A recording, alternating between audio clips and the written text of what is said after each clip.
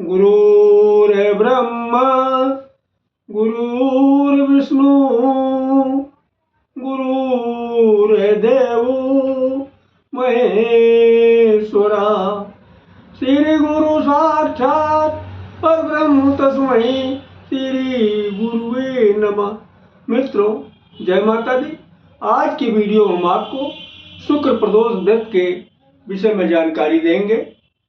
शुक्र प्रदोष व्रत का क्या महत्व है, कब से है, की पूरी जानकारी देंगे। आपने हमारा चैनल अभी तक सब्सक्राइब नहीं किया तो प्लीज वीडियो शुरू करने के पहले मिश्रा ज्योतिष चैनल को सब्सक्राइब अवश्य कर लें और बेल आइकन की घंटी को भी बजा दें, क्योंकि आपका एक सब्सक्राइब हमारे लिए महत्वपूर्ण है। तो शुक्र प्रदोष व्रत का क्या महत्व?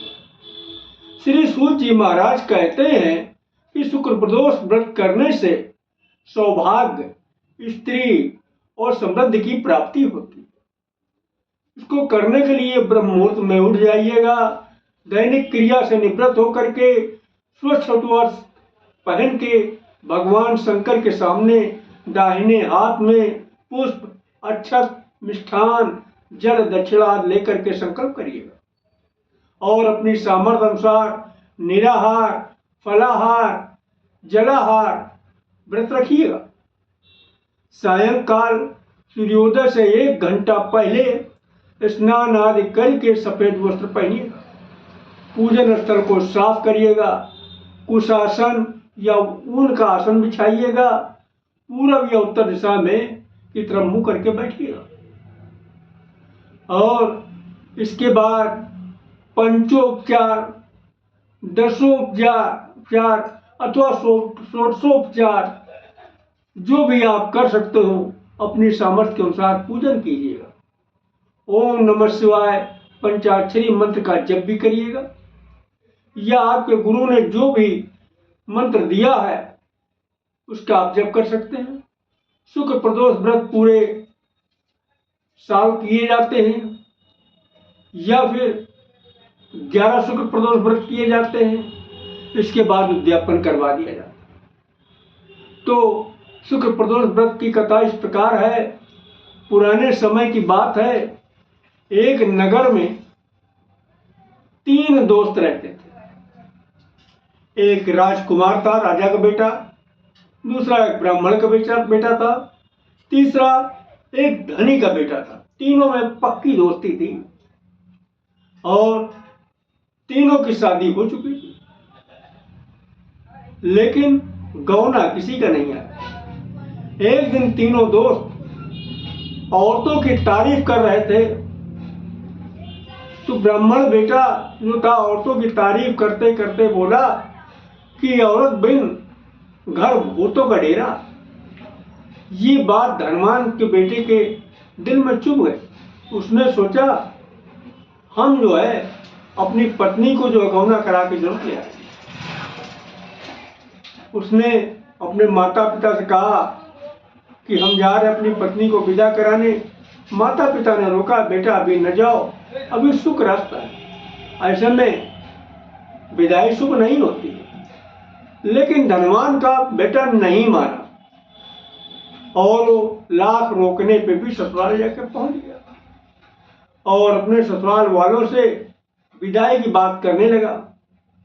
ससुराल वालों ने भी उसे रोका लेकिन नहीं माना। पास पड़ोस वालों ने भी रोका लेकिन वो किसी की एक नहीं सुना। वो जो है मजबूर कर दिया ससुराल वालों को।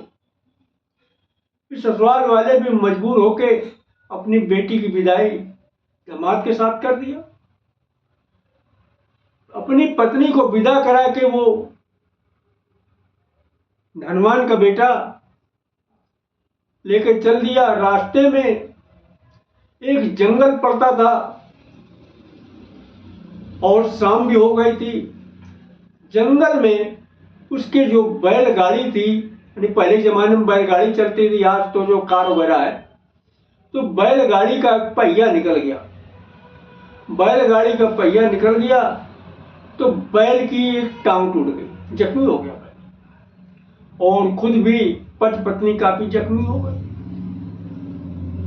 अब जो है आगे कोई रास्ता नहीं दिख रहा, तब तक काफी अंधेरा हो गया। इतने में क्या देखते हैं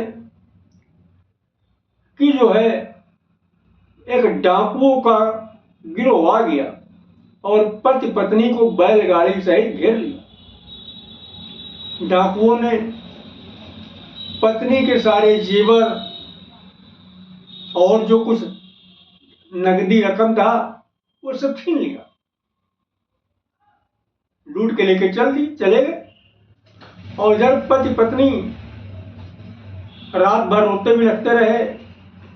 सुबह किसी तरीके से रोते पीटते घर पहुंचे।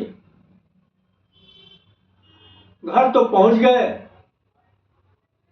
लेकिन घर पहुंचते ही धनवान के बेटे को एक सर्प ने डस लिया और वो मरासन में आ गया।